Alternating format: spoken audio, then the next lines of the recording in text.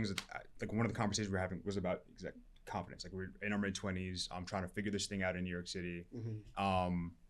And I always said, and I always went back to this, I was like, my mom gave me unshakable confidence in myself and in my family and in my support. Yeah. So I'm like, knowing that, there is no space that I'm going to feel 100% uncomfortable in, because I know at the end of the day what I have back home. That's so important.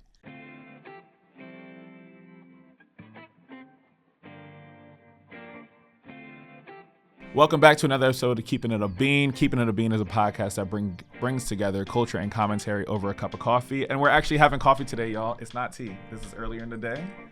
Then there's water. I should have got the coffee. It's okay. There's no pressure. You are fine. And so first and foremost, thank you for showing up. If you're new here, my name is Marquise Davon. Keese, don't ever call me Mark in your life. That's not how this works ever. A lot, brother. It was a lot. A lot, brother. Yeah, brother. Yeah.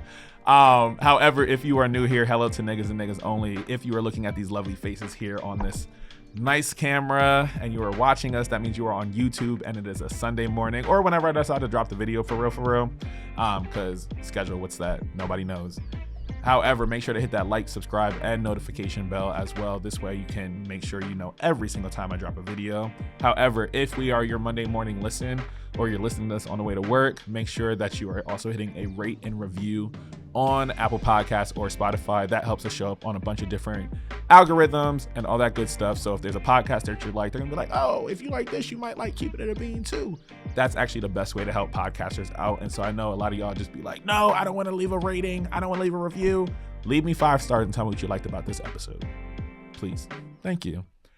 Other than that, we are going to get into the show. I'm super excited. You have one familiar face on here. And so if you remember our last episode a couple months ago now, you would remember Chris. He was on here and we had a really dope conversation. A lot of people responded really well to your episode. However, there's a part of a club, a very important club that we're a part of. And this is your 6 foot club. This is anybody over 6 feet. Mm-hmm. And so all of us. Can you tell? Exactly. Yes. No, but I'm excited for this episode because these are 2 of my closest friends. These are my brothers. I'm super excited.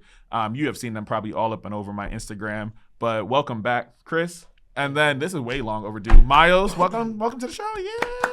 Thanks for having me. Yes, sir.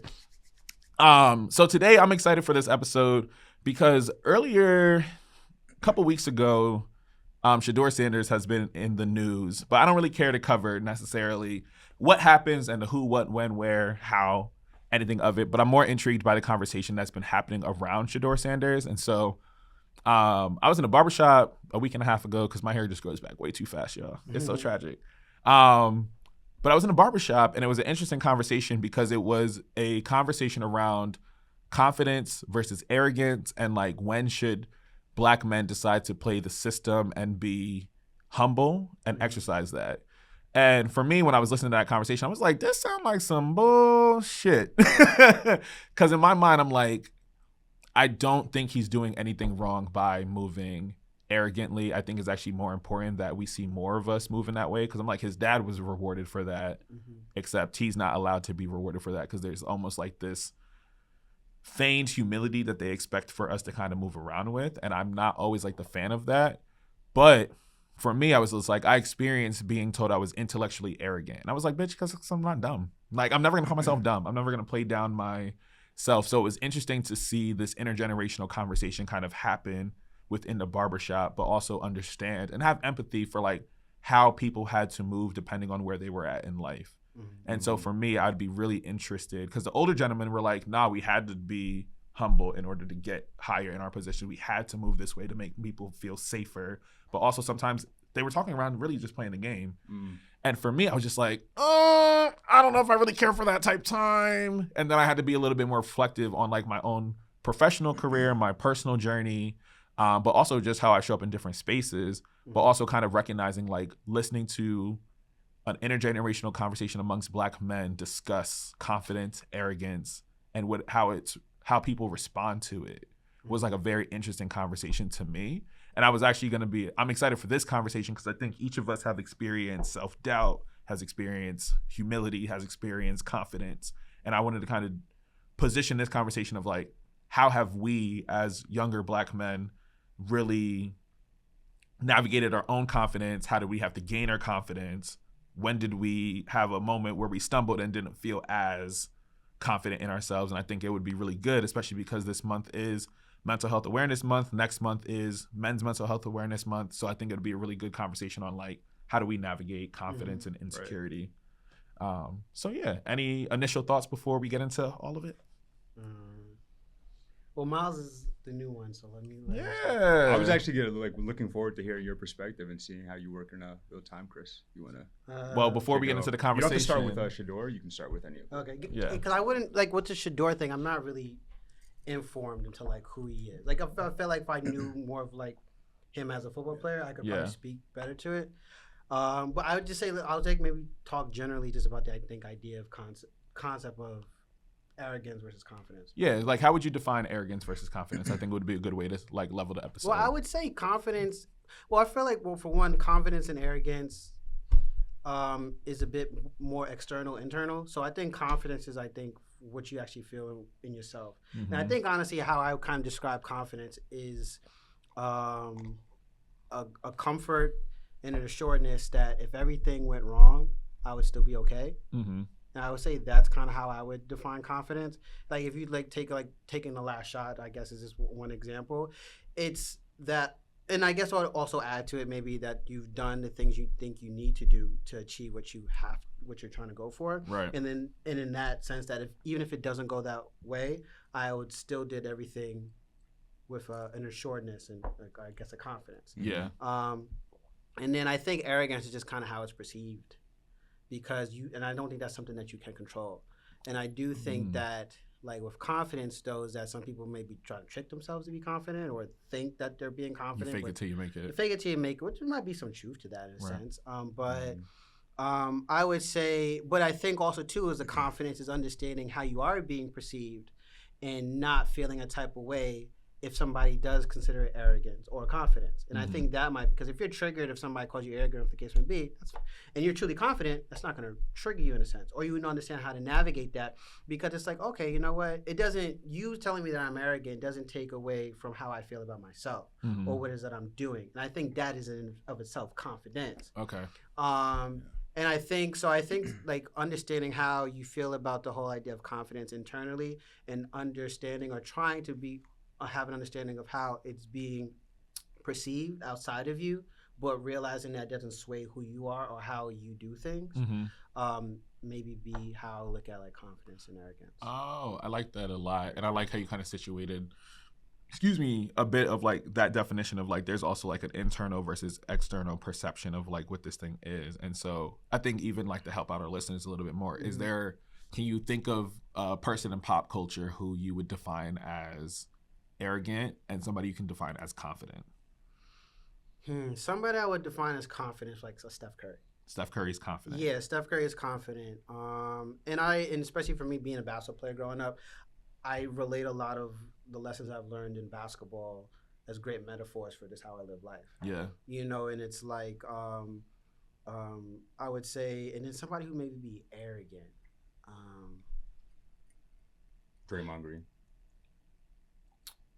I wouldn't consider Draymond arrogant per se. I would say maybe somebody like a Kanye's arrogant. Mm-hmm. Yeah, like that's like but he's an extreme version of arrogance. So I wouldn't really want to use him.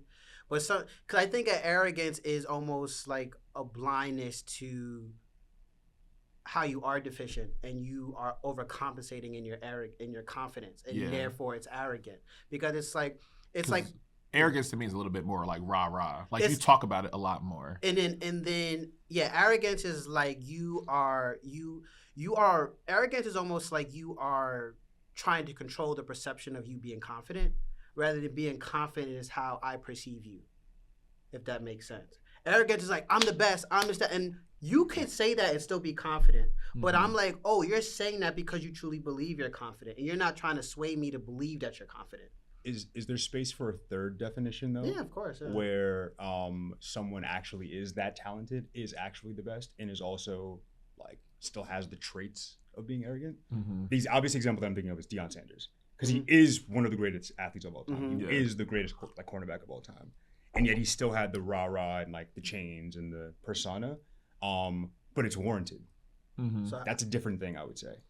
Yeah, because it's like I think there's something around like letting the work speak for itself. Then there's one thing around like bragging about the work that you did, and I think for them it came with the quality and the braggadociousness can all exist in one. Like to me, I'm like there are rappers I believe are confident, and then I believe arrogance is also part of ego at play, right? And like you need a little bit of arrogance in order to get by. So I don't think arrogance necessarily has to have like a negative connotation to it all the time, because I think it's also racialized as well. Like we can call a white person who is super confident but may not have the talent, they might be arrogant. Like, so is confidence without talent then become arrogance?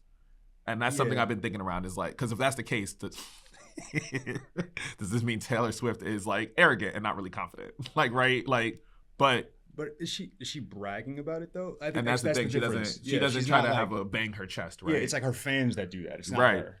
I do think arrogance actually, and it's like I don't know, so I'm not really familiar with Deion Sanders, so I can't really speak to. But I'm like, at least for myself, how I'm trying to like think about arrogance is that, to your point, of somebody who's like you can objectively say that they have the talent, or that they even have the accolades that they achieved something, but there's still an actual insecurity there, and that even though I've seen you do it. The mere fact that you have to remind me that you've accomplished this stuff is, I would say, coming from something where you're not confident in something else. And that I think perceive as arrogance. Because you could say that like, I won 6 champions. I don't need to go and let you know I won 6 championships, but the way I carry myself, the way I be like, oh, like you just won 6 championships. Steph Curry could say I'm the best shooter. We objectively know he's the best shooter, but he doesn't say it in a vein where it's like, you know I'm the best shooter, right? You know I'm the best shooter, right? Like, you see how these change, right? Like, it's just like a guy with money and is still doing these corny things. It's because you have the money and you think that's a confidence to get there, right? But it's really an overcompensation for something else that you're lacking. So you won the championships, all this kind of stuff, because you never had the validation from your dad, or because you never got girls, or whatever the case may be. So objectively, you had the skills to do all this type of stuff. And these are just very high-level examples I'm giving of, like, how insecurities might show up. Which I think is interesting because even if we take it away from like talent, like OJ is arrogant. He did not think he can be touched. Maybe that's what may be a difference to it. Like there's a so I think there's like multi-layered. It's not like like it can't just be focused on talent on that stuff. Like how people show up in your real life, which I think is interesting now because there is a like something I'd be curious, especially to hear from y'all too. Is also just thinking around like where is an area that you feel very confident in. Can I say one thing too? And I think maybe it speaks to confidence found as a foundation rather than situational. So you could be confident as a basketball player, but you're not confident in yourself as a person. Rather than being confident in yourself as a person, which then makes way for you to be confident in everything that you do. Even if you're not objectively even good at it.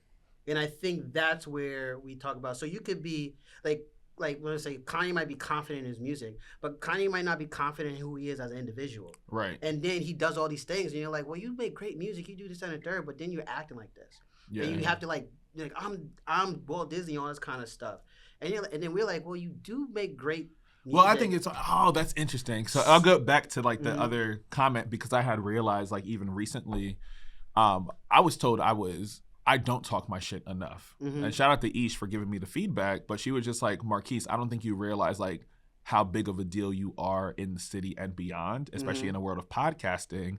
But if you she said, don't humble yourself out of opportunity. And that's something I recognize to be very true because I don't humble myself out of opportunity in the workplace, right? But it's something like podcasting where I'll just be like, nah, I know I'm really good at this thing. I'm very talented at this thing, but when it comes to public perception, I think I do kind of struggle with actually naming the actual accomplishments that I have because people will be very quick to forget. And I was just like, I'm a podcast that is cited in an academic journal. I am 2-time award-winning podcaster. But me saying that out loud does not always present itself with opportunity, or it can rub people the wrong way because now it's like, oh, well, you think your shit don't stink? Like, oh, you think you're the best podcaster here? Or you think you're this? So I think even like the word of content creation, part of us has to have a certain sense of ego and a certain sense of confidence because if not, I will not be given the opportunities that other people are. And I have the talent, but I might not always have the confidence to remind people like, oh, no, I should be on this panel. Oh, no, I should be in this room. Oh, no, this should exist this way. And so I realized like even in that, and I think we were just even having a conversation around it. I want to ask you a question about that. So let's say that you were a professor at a lesser known school. Let's say like a school in the middle of Idaho or something like that. Yeah.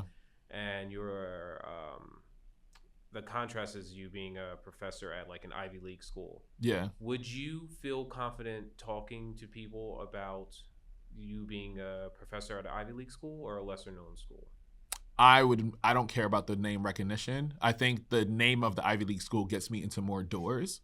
I think my work, I would like it for it to speak for itself and I could amplify the work. So why do you not see that the same as like your podcast?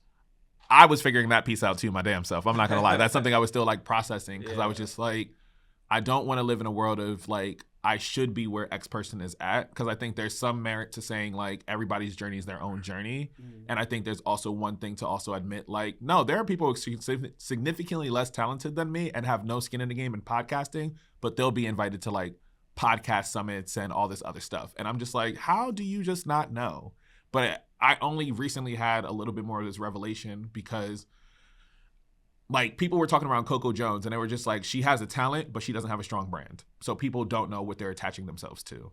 And so for me, I was like, no, the talent is there. The respect is there. Like people in the podcasting industry will always say like, oh, I will reference Marquise or Marquise has helped me start this or Marquise did da-da-da-da-da. But I don't speak about that portion of like what I do from a production side of producing side of podcasting. But I've been in so many different spaces that you can see, or people might not even recognize it because I don't talk about it enough. But like I've had a hand in so many podcasts in Philly, New York, Reading, DC areas as well. So I think it's like a very interesting piece of like having to navigate how I show up because I think arrogance might actually benefit me more than anything in this current moment. That's not arrogance at that point. I would actually argue that if you're starting on the opposite end of the spectrum, when you're starting from a place of humility, it's very difficult for you to get to a place of arrogance. That's not who you are. So by you just course correcting a little bit. Exactly. By you bragging, so to speak, about like your accomplishments, and that's not even really bragging, it's just like talking about what things you've done and talking about your projects, you are promoting them. And you're not promoting them out of your own self-interest. You're promoting them out of your interest in the project itself. Yeah. And it's contextual. Exactly. Yeah. So I think that's the difference. It'd be one thing if you was like, hey, Marquise, I'm a two-time and we didn't like. Yeah, you're not bringing it up like. Yeah, you're not bringing it up. He's just like, we're prompted this. Exactly. Yeah, but Bitch, you don't know who I am. No, but that's arrogance. Yeah. Yes. And I would even like, and it's funny because my last job interview, like I talked to Miles, and Miles kind of made me realize like I was being too humble, in the sense of like, and it wasn't because I thought they would think I'm like bragging, but I'm like, no, it's contextual. It's like they want to know everything I've done. They want to know what have you achieved because it makes us feel comfortable bringing you on. Yeah. It almost in a sense, you might even argue it's not the place, but it might be arrogant to assume that just because you have X, Y, and Z, that the person should assume that you know this, that, and the third, or that you've accomplished that. That in and of itself could even be considered arrogance. That like, no, you should know that I've done this because I've worked here. Right. Or you should know that I know this person because I did here. There's almost an assumption that comes with arrogance. Exactly. It's like, do you know how good I am? Right. And it's like, and like I said too, you can't control per se how people perceive you. But I think a confidence comes from is that you're coming from a very genuine place. Yeah. And like there's a confidence, like I said, I think within yourself, just like aside out of everything that you do, who makes you who you are. Yeah. Just who you are as a person. Yeah. That should bleed into the things that you do confidently. Yeah. Rather than you needing to be confident at this, that, and the third for you to feel confident about yourself. Yeah. Which I think are two different things. And I think that's when you'll start to see the arrogance because you're confident in this area of life. You're confident when you're playing video games, but then when you go out to a bar, you can't even speak to anybody. Yeah. Like that's where it's like. I like it's situational. It's like situational rather than being very just who you are. Yeah. Right. Like what is something you find yourself most confident in? I'm very confident in my role within my family. Yeah. And caring about them and working hard to like make sure that everyone's okay. Yeah. That was the role that my grandfather occupied for a very long time and unfortunately passed away. But it's something that I'm trying to step a lot more into. Okay. So, and me and Chris used to have these conversations just like chilling back in 314. That's our apartment. That's I was gonna say for context. Apologies. But we literally sit there for like 3 hours. And one of the things that one of the conversations we're having was about confidence. Like we're in our mid-20s. I'm trying to figure this thing out in New York City. And I always said, and I always went back to this, I was like, my mom gave me unshakable confidence in myself and in my family and in my support. Yeah. So I'm like, knowing that, there is no space that I'm going to feel 100% uncomfortable in, because I know at the end of the day what I have back home. That's so important. That foundation is absolutely core. Yeah. So I think that gets at what you were talking about, which is these are two separate things, right? There's confidence in yourself as a person, and there's confidence in your acts. Right, there are things that I do that I'm not so confident in. Right, like I can always be better in certain, whatever, whether it be music. And you're self-critical too. Like if I'm honest, like that's it. That's interesting to hear, because what I'm also hearing is like your confidence has always been instilled within you. So there's not a day that you don't. Undeservingly too. Before I even deserved it. Before I did anything to earn it. But I don't think you need to always earn confidence, right? Well, so that's what I'm trying to say. That's why I feel the way that I do, because it was given to me. I didn't earn it, and then I was able to grow into it sort of over time.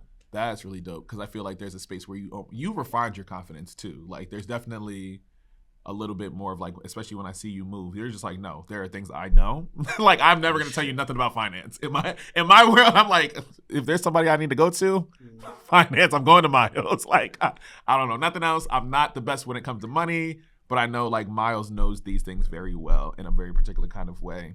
And so I think that's always like interesting, because I love that you led with like confidence in family and you didn't immediately go to what you do, if that makes sense. Yes. Like there's an internal version of it, which I think proves your point a little bit more of like foundationally it's always been there. So I love hearing like you've always had confidence. Yeah, and I guess that provides to my earlier point, it provides for that foundation, right? So like even times where like I'm not confident in and of myself, I'm always like, all right, like I have family that actually cares about me. That's really important. So there's space for both, right? Like this is the reason why like all my kids are good to play sports is because it develops like a certain competency very early on. Yes. And some sort of like ability that allows them to like move in the world in a little bit of a different way. Yeah. Yeah. Oh, I love that. And I think also because there's an objectivity to sports. Yes. And there's also, I think, it's a challenge. I think when you think about confidence too, it's like the one thing that's always going to be persistent in life is just challenges in terms of like how whatever challenge. But confidence comes in your ability to just be kind of comfortable, understanding a preparation to it. Yeah. Yes. And that everything will be okay. Yeah. It's like literally like, like one thing that kind of helps me get like kind of soothe myself and kind of come off confident or be, it's like if I say, am I going to die? If I'm like getting in my head about something, okay, something's like, am I going to die? I'm like, no. Okay. Oh, that's interesting. And I if I'm going to die, I say, no. All right. What's the worry? And go. Right. Like, and it's not to say that the worry is because I really be like, I said, are they going to die though? Like I said that at work. I said, did they? I don't know. Yeah. And I think like the reason why the older you get, and because one, you can understand something, conceptually, but then the only way to kind of live it and embody it is just to experience, and then you just get experience through time. Yeah. And then and then also too, then a lot of times the challenges that are presented in your life are just the kind of way you even perceive things. Yeah.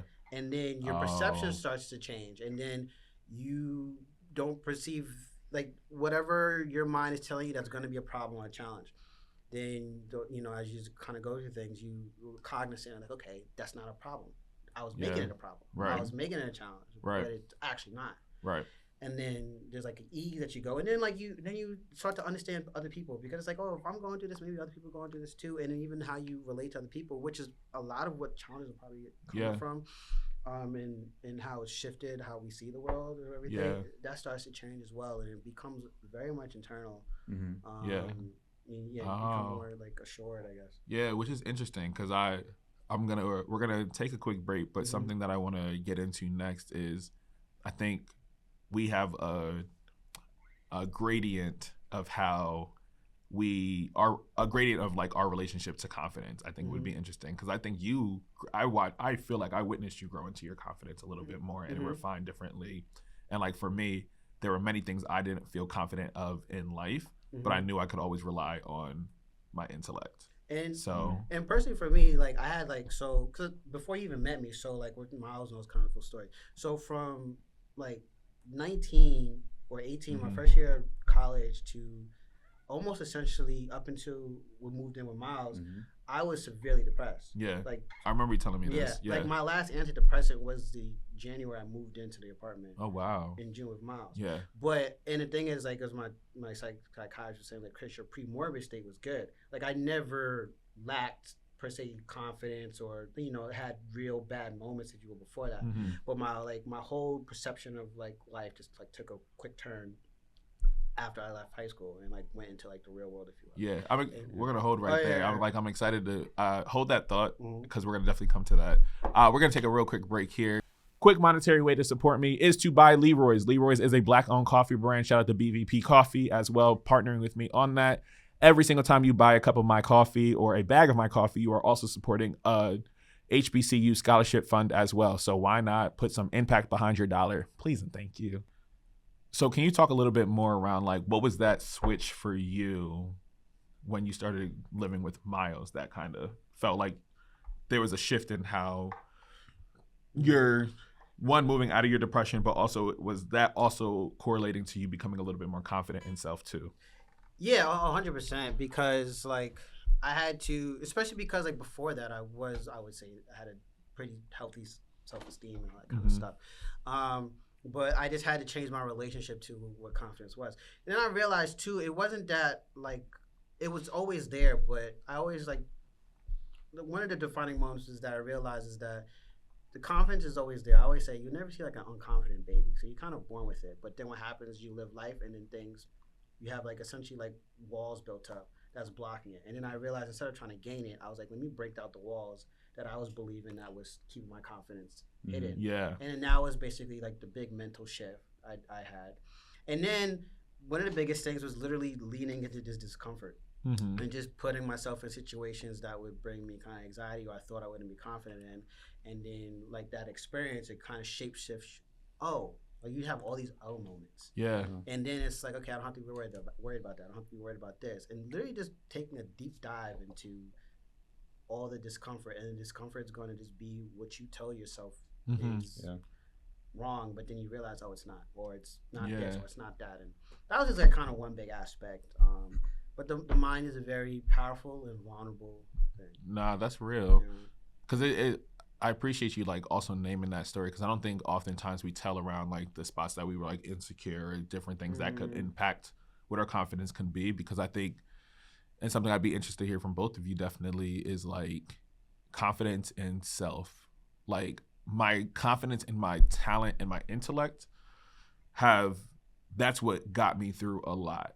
Because for me, I'm just like, I might not be the best looking person. I might not be sturdy. I might not do this, but at least I'm smart, right? And so my intellect is the thing that I've relied on so much as a kid. One, because I just didn't feel confident at home, because it always felt like all of my other siblings were the ones who got the attention, or they needed a little bit more care, or they needed a little bit more something. And then honestly, probably my earliest like very real insecurity was when I chipped my tooth for the first time. And y'all, it got chipped a couple times. I ain't gonna lie. I'm not gonna you ain't gonna make a comment. Not the context and time to do it. Situational. No, but it's real though. Niggas be calling me Chip. I said niggas. I didn't say it. I have text receipts. Please, I do have it. No, but for a long time, like before I met you, that was a big insecurity of mine. So I would never and I always laughed, but I would always cover my mouth. I would never, ever, anybody talking around like, oh, teeth are looking fucked, blah, blah, blah. I'd be like, oh man, that means I'm not attractive. Can't do this, da, da, da, da, da. And so for me, for a very long time, that was an indicator of me not being accepted fully, right? And not being deemed attractive enough. And again, I think colorism also played a role into it. Like all of my siblings are much lighter than me. All the other things, right? But I definitely do think like you can take anything else away from me, but you could not take away the fact that I was a straight A student. You couldn't take away that I was a curious kid. You couldn't take away that I read well above my grade level. Like these are objective things that I know you can't take away from me. So I had to rely on that until I became confident in every other aspect of my life. And so a lot of people think it's a joke, but I'm like, no, I did not like talk out that loud until 8th grade when there was a group of bullies in our classroom and nobody was saying anything. And then that's when I decided to do it. But then getting on stage for the first time and finding out like, oh, you have an ability to dance. Oh, here's the thing you can be confident in, X, Y, and Z. And so that was not just steeped in books. And so I think it was interesting because my confidence came when I found theater as a kid, and then I could like find a space where like I could be unabashedly myself, and then I had to grow to refine my confidence a little bit more. So I think it's like a very interesting space of like, it took me up until probably I was 22, 23. Like I felt confident in college, but I definitely feel like post college is really when I found like a very particular kind of stride of like, oh no, like it is okay to be confident in myself without it being perceived as like, well, you should really humble yourself. Oh, well, no, there are things I'm objectively good at. And it took me till after college to be like, nah, I did that shit. Like, but it took such a long time to get there because my personal confidence wasn't there, but I've always been confident here. Right. Yeah. I mean, it's like even you saying that, I'm thinking more of it through it. And I'm like, you know, it's like it's that foundational confidence is really like, I would say like being completely okay with the parts of us we were convinced was not good enough. Ooh, yeah. And it was just, oh yes, we were just convinced. Cause you ever like had something like you probably like imagine like you have that chipped tooth or the case may be, and then somebody like, oh man, like that chipped tooth, like it just like looks cool. It has like a nice thing to it. And you're like, wait, what? You like it? Well, I had a student actually say, Mr. Richards, you actually are the reason I no longer want to wear my mask. So he wore a shiesty and a mask because he had his tooth was chipped in the front. And he was like, you be laughing out loud with that chipped tooth? I said, yeah. I said, what y'all gonna say? Y'all can't beat me. So what you talking about? Right? But I didn't realize just kind of like existing in that gave him the confidence to just be like, oh, well, it is okay to smile. Like, so it's even interesting. Like, I think around that moment a lot of like seeing me exist that way gave another kid the confidence to not like cover his entire face anymore. Yeah.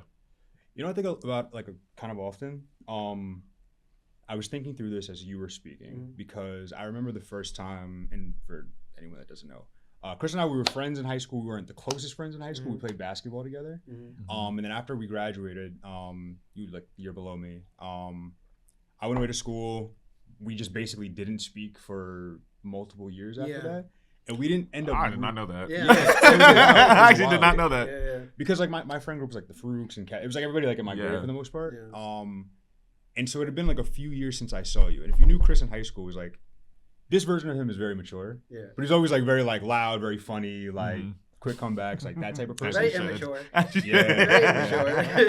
But very confident at your core, right? And if you know his parents, are like very much the same way, incredibly loving, incredible people. If you ever had a chance to see them, right? So like, there's a great sort of like foundation there. The first time that I saw you, we had drinks at that bar. I think it was called Cornerstone, right, like 52nd Street. I was like, y'all look the same. This is a very, very different sort of Chris. And then sort of like slowly over like that next few months after like we decided to move in together, and I just kind of like saw you every day, just like constantly like working on yourself. You sort of like saw that light come back on, and then obviously like now here you are glowing and everything. Oh wow! But what I find very interesting is that like you have that experience. You obviously had like a lot of confidence like when you were like relatively younger. I know your family, very strong foundation. What interests me is people who don't have that. Yeah. Right? Who like their primary like support system, like their parents, for example, like will put them down, talk crap about them, etc.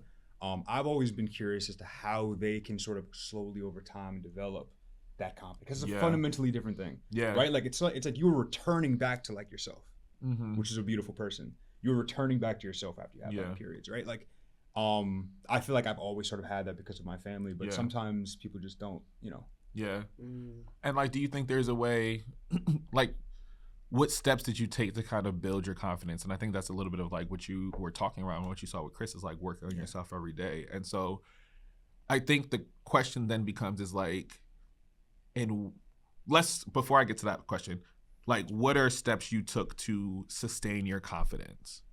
Like, I think all of us had moments of doubt, moments where we shook to the core and we're like, I don't know if I'm really as good as I thought I was. Like, what did you do to kind of rebuild that step? Because I think that might be a useful tool to help somebody at least think around the steps to building out their confidence.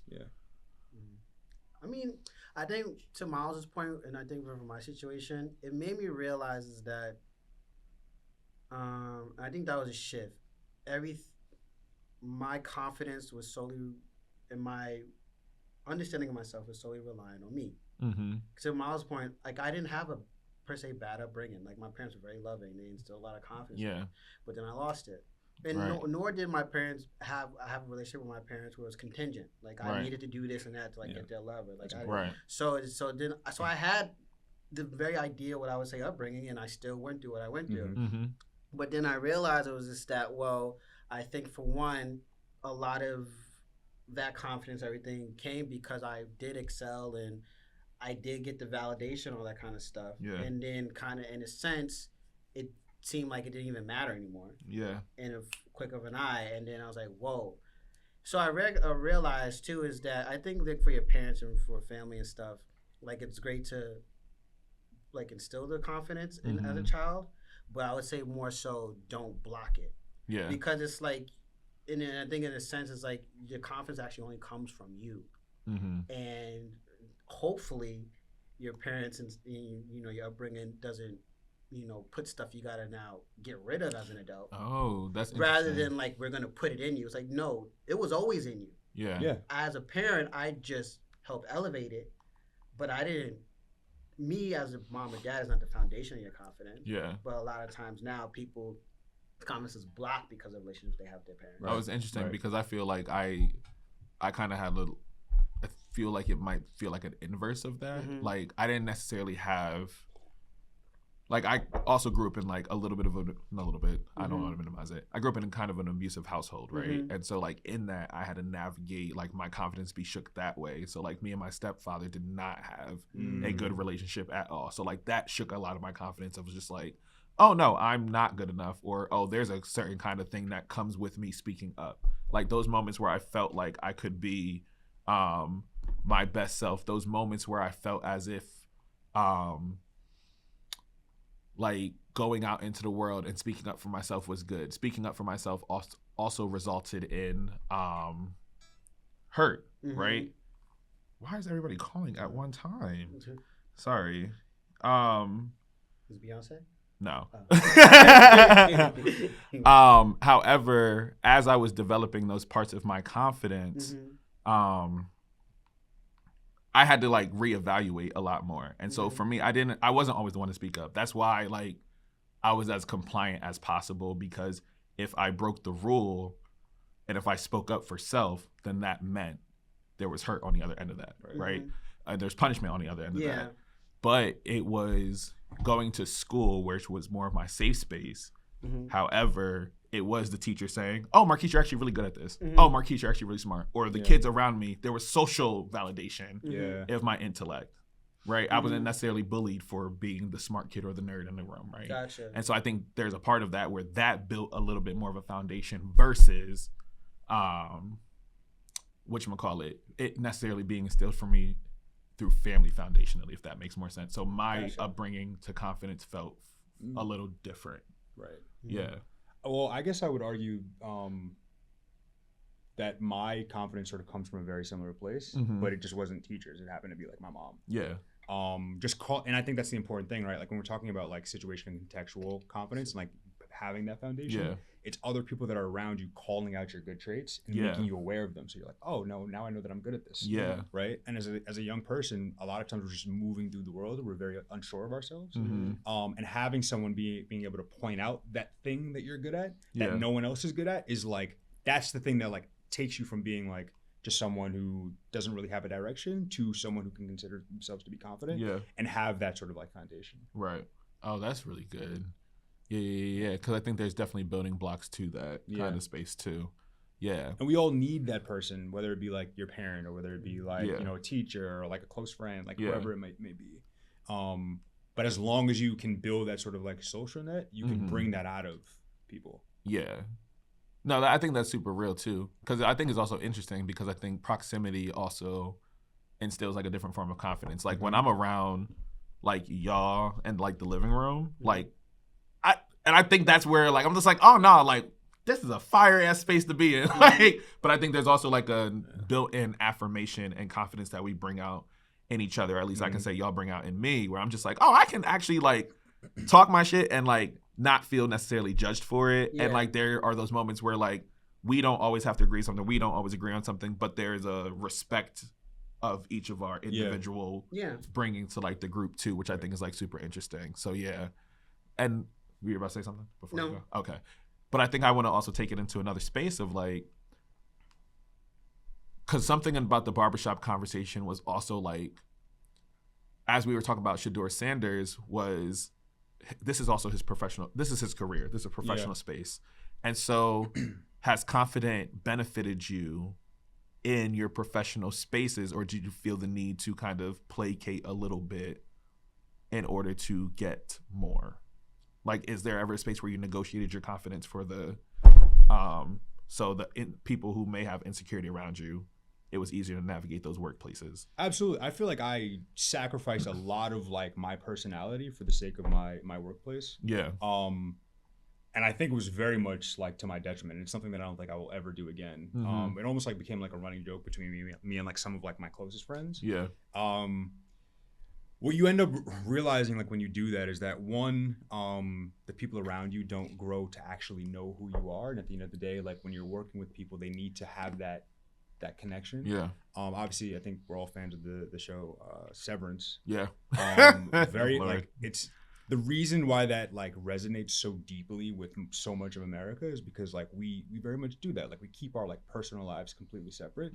What I've learned is you need to show up as much of it, like obviously like we always put on like masks in different places where we operate, right? So like I'm obviously like I have a different personality like right now than I do like when I'm home by myself, like versus like my family, etc. Obviously it's not too different, but it's like no, it's a little different. I'm not gonna lie, he might like spiral in some random nonsense of a subreddit, but like we're not gonna talk about that. The subreddit being my mind, unfortunately. Sometimes I'd be like, is he okay, y'all? Is existential crisis going on? But it's like you when you're in different places, you have to sort of show up in a little bit of a different way. But it's almost always more beneficial to be as close to the authentic version of yourself as possible. Yeah. You get the most out of it. People get to know who you are. People get to care who you are. You may put some people off. Yeah. But you'll also like connect with people in a much more real way. Yeah. That will get you a lot farther. Right. Than you ever would by just like submitting. Basically. Yeah. Oh, that's really good. I don't think I've ever. What was your question? Like, have you had to negotiate your confidence in a professional space? No. I think especially for me too, is like my confidence is the one thing that has gotten me, because I, through my career, because everything I've had to do is on my own. Yeah. Even like, one of my jobs, for how I did my career, I didn't finish college or anything. So everything has been me just going up to people, emailing people, and just asking, the job or whatever the case may be. Even one of my bosses, the first thing, he said in an interview was like, I like your aggressive email. So it's rewarded. And what do you mind if you share what industry you're also in? Oh, commercial real estate. Yeah. Right? So maybe from but I guess for me too is that I got to the point I never cared about how I was being perceived because I knew internally I was just being very genuine. So it's not on me to per se. I would. Like, it's not like I'm oblivious. Yeah. Or, like, I'm just trying to make anybody uncomfortable. I would maybe, like, in my mind, and I've never thought about it as deep, so I'm thinking about it now, is, like, if I see that there's maybe some uncomfort, or the case may be, maybe I'll make an adjustment, but in a way that it's not compromising who I am. Yeah. But in terms of, like, my personality, anything like that, I've never compromised myself. I've never done myself. I would say everything is situational. So just maybe how I won't act in a church or act, at somebody's grandparents' house. I would act differently with my friends. I'm not saying I'm changing myself. Yeah. It's the same thing. I would act professionally in the workplace, but still very much in a way that Christopher will act. Right. Yeah. So I never, thought like, hey, I need to,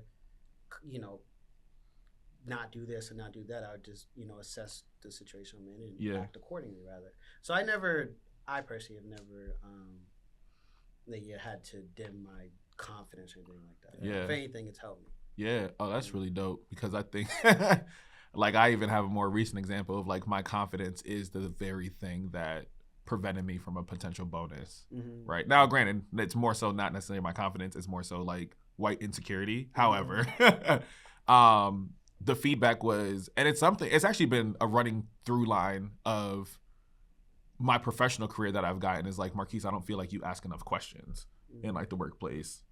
Yeah. And so like my first workplace in education, I work in education. It was, oh, well, like, don't be too intellectually arrogant. So I was told that by a principal. I was told by a director, like, well, I would like for you to ask more questions. And my brain is like, you hired me not for an entry-level position. Like, I'm always coachable. Like, if there's something I don't know it. Right. However, like, if I am new to an industry, like, my background is not in education. So, like, I'm inherently, like, learning. But there are some things that are just, like, natural for me where I'm just like, that's not worth me wasting time on. I'm a 3 before me ass nigga. So, like, if I'm going to figure something out, I'm going to Google it. I'm going to ask somebody before it gets to my superior. Yeah. And that's how I've always been, like, that's how I've always operated. However, it's like interesting because I think within the workplaces, there almost feels like, and I'm trying to like negotiate it because I'm just like, nah, because y'all niggas gonna stop annoying me.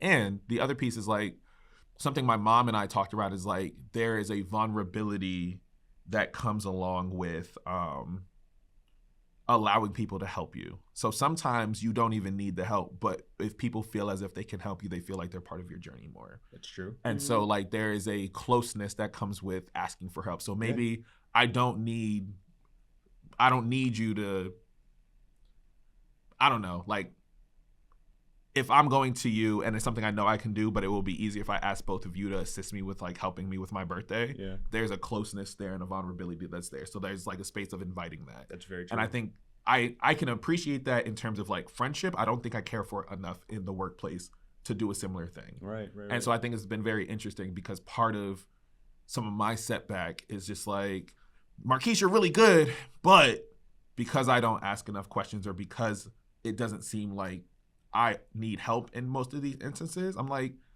I feel like if you hire me, and how I hire even my staff is like, I hire you because you start off at 100 for me. Yeah. You start off because I believe you are capable of doing the job. Now, yes, are there moments to refine? Absolutely. However, I'm not coming in with the idea like you can't do shit. Yeah. Well, I'm curious. I just want a quick question.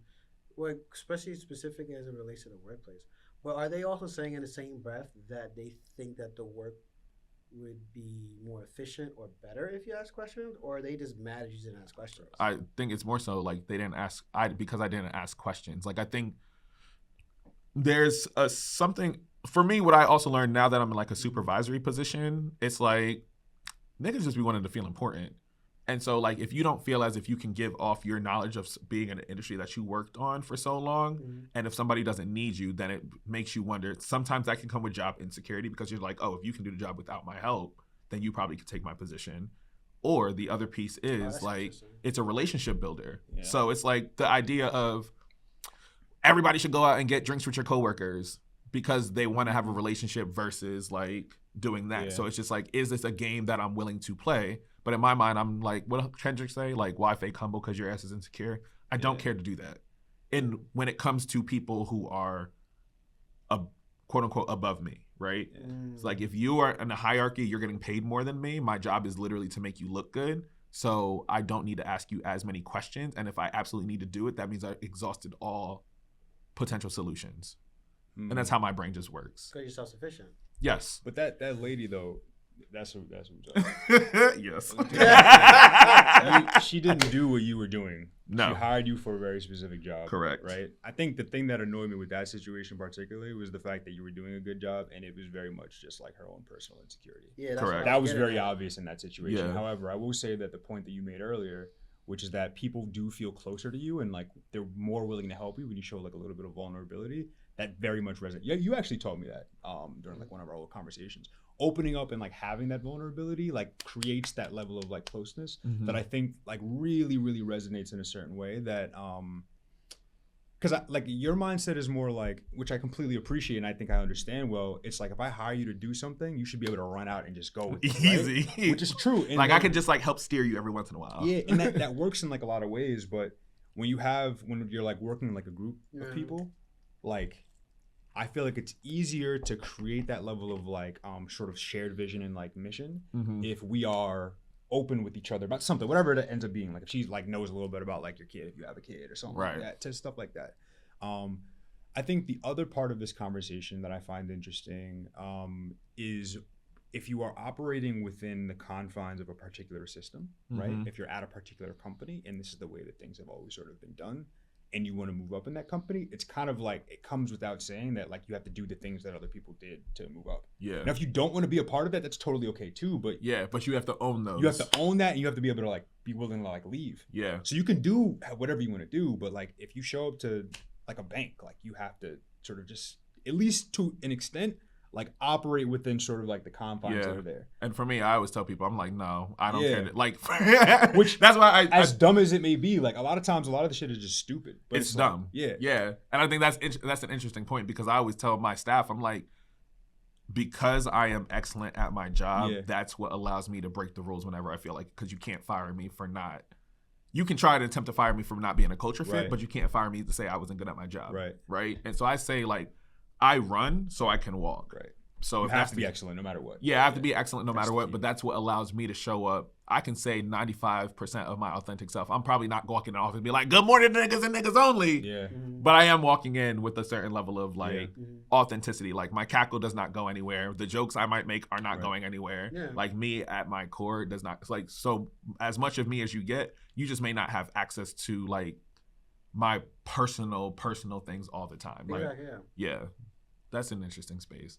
But yeah, no, I think this conversation is interesting because overall it's like having to navigate confidence from young to like our current ages now, but also the ways in which like the general public demonizes confident Black men in a lot of different spaces. And so that's something I've just been really intrigued by the Sheduer Sanders conversation, but also when Black folks and particularly Black men begin to own the fact that they're good at something. Like something I realize is like, oh, when it comes to like the NFL, like the NFL is a lot of Black men's come up. Yeah. So like they have no choice but to be in a space of gratitude consistently in order to remain a lot of the time. Whereas like Sheduer Sanders comes from a legacy of excellence. Like his dad knows the industry. It's not like they're taking him out the hood. Yeah. It's not like they're doing anything that, like for that. But essentially you're taking a rich Black kid who has confidence and the skill behind himself to do it, but he doesn't have to rely on you to do it either. And I think that's just like a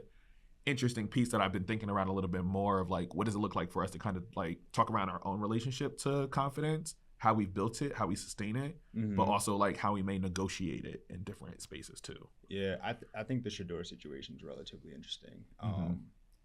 One, obviously, and we talked about this earlier, like Deion Sanders is one of the probably the greatest corner of all time, if you're being honest. He's one of the greatest athletes for sure across any sport of all time. And he talked his shit big, and sure did. But when I see that, I don't see anything arrogant. I'm like, if you are actually that good and it's provable that you're that good, talk your shit as much as you possibly want to. I guess when it comes to his son, it's a little bit different, and I think your point is entirely right. Like he comes from money, obviously, because of Deion. He already has like a massive social media presence. He's made a lot of bread off of that too, which is great because college kids should have always been able to get paid, etc. Right? That's always been a great thing. Hot take. The interesting thing with Shedeur is like he hasn't done anything yet at the NFL level, which is a different game. So it'll be interesting to see like sort of like how that plays out. But to the extent that he's excellent in the NFL too, continue to talk your shit. Honestly, there's nothing wrong with that. That's really good. I really appreciated this conversation with y'all. It was good to like hear a little bit more around like how y'all navigate it and how we all just kind of navigate it in different kinds of ways. But yeah, no, I want to say like one, thank you for the conversation. And like before we end off for anything, like what is that advice you would give to either your younger self or you would like to give to listeners in regards to like confidence in some of the conversation we had today? Like what are some takeaways for you? As a newcomer to your show, as the new bitch. I'll take it from the angle of like something that I would say to myself, which is take up more space. Like humility is good. It's good to start from a base of humility. Don't start from a place of arrogance, especially when you're young. But definitely be willing to take up the space when you've earned it. Yeah. Right? Love that. That's it. Take up the space when you earned it. I'll just say you'll be fine. And you'll be fine. You'll be fine. Yeah. be really, really good at one thing, and then allow that confidence to kind of build your confidence around that. I was taking around like the Rihanna method. Be really, really like, let's use Rihanna.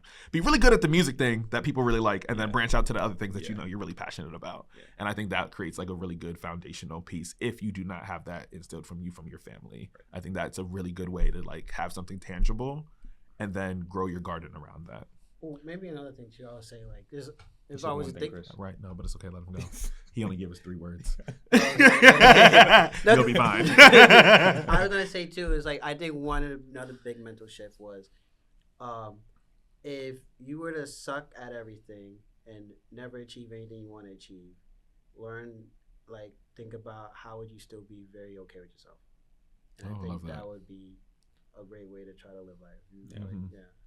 Last but not least, Daniel, you're raising a son. How will you instill confidence in your son? I have actually a question that I would love to ask you guys opinion on. Have any of you guys went to private school first before I say that? I've only been to private school. Okay. So this is a great question to ask.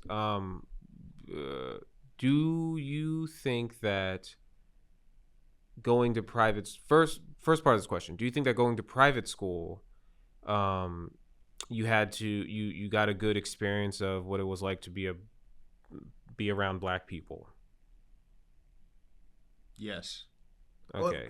Well, so I went to an all-Black private school, and then I went to a predominantly white private school. Okay, what was the difference between the two? So the all-Black private school, even though it was private school, like that was a great experience. Like the best of all my education experiences, the best one, because it definitely did kind of just instill like a great foundational root of this kind of like who I am, my culture, looking back, like, especially being reflective about it, and dealing with teachers. Specifically, a lot of them were, older Black women and stuff. So they even like took on that kind of motherly role because they understood the Black experience. You're around them 8 hours a day at minimum. You know what I mean? So, and then, what was the question? I'm sorry. No, that's fine.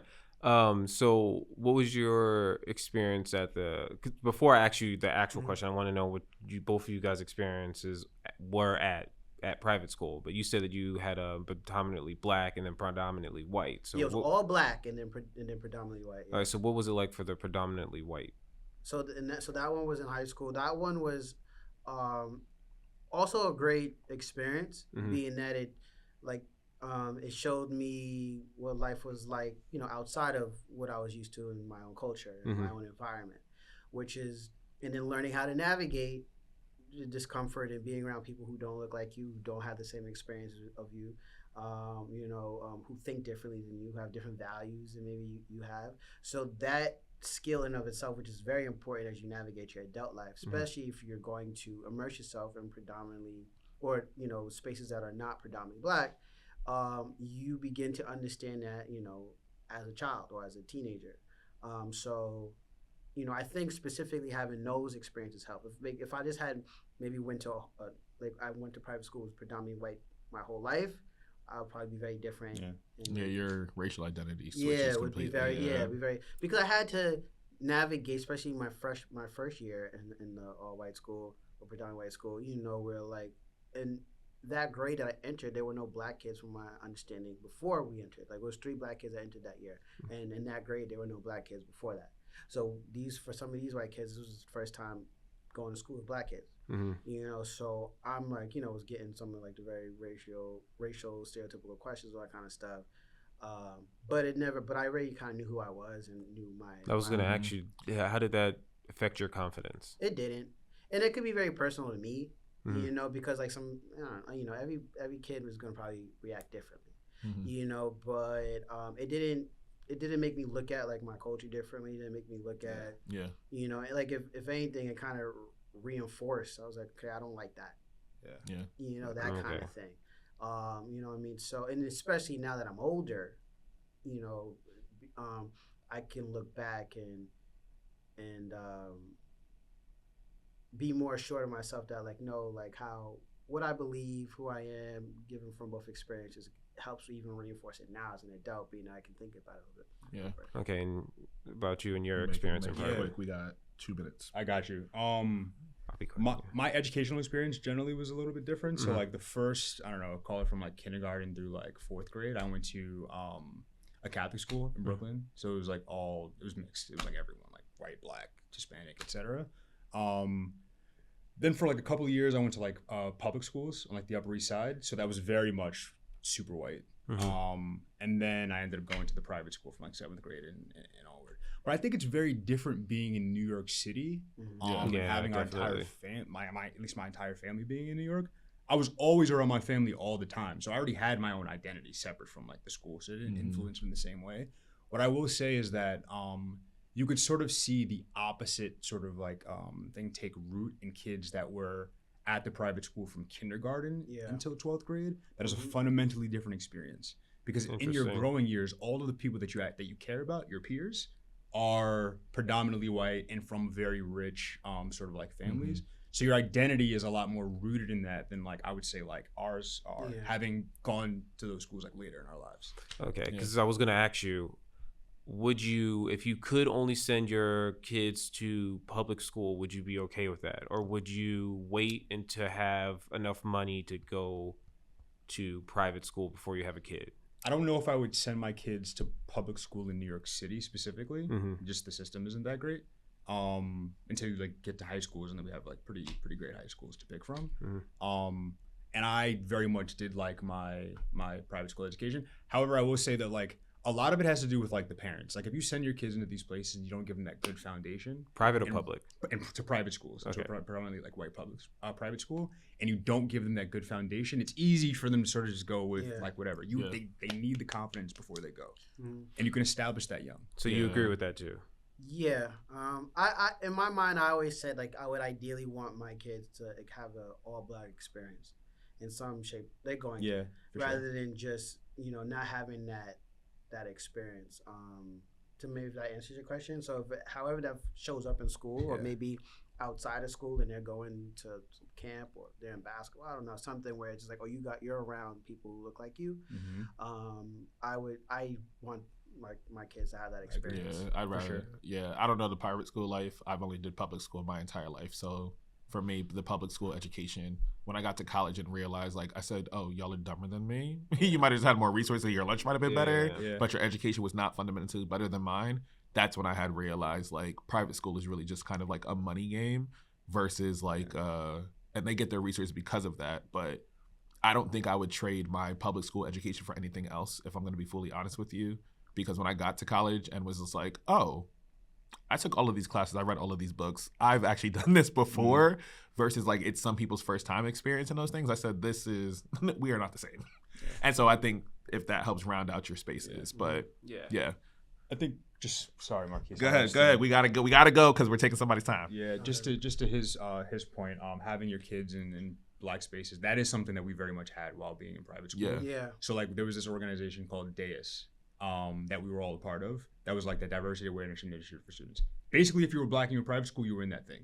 And we met every single month, like the entire school year. And we did that from like 8th grade, 9th grade until we graduated. So you need those experiences for sure. And I think that allows you to like stomach it like a little bit better. Yeah, because I think, all right, because I need to cut the shit off. But I think that's the part of the thing is like positive racial identity is going to be super important. It's because we need to have that confidence in ourselves, because when we do ultimately go to the rest of the whiter world, we need to make sure that we have that confidence to exude other spaces. So like when I went to college and experienced a PWI, I had to go in with a level of confidence, but I also recognized like that's the time when a lot of people doubted me. So like I couldn't be there off of a merit scholarship. And it was a D3 school, so I couldn't be there on an athletic scholarship anyways. But building that out is like super important. So like, how are you going to counteract the environments that you're sending your child into in order to make sure that they are as safe and as confident as possible?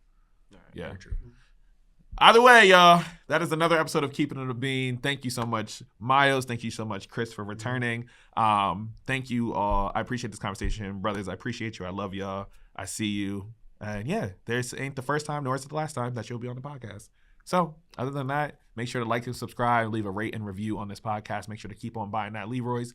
Please and thank you. I have a speaker symposium that I'll be doing. So it's a TED Talk-esque kind of event happening on May 24th, and then soon to be announced, but I'll be doing an author discussion as well with Dr. Kimberly McGlone. I'm super excited for that to be able to drop. So next month, you'll also see me do a couple author talks, which is exciting for. And yeah, other than that, keep up with me at Marquise Davon across all social media. And then I'll make sure to leave both of their stuff in the description box below. Other than that, peace, y'all.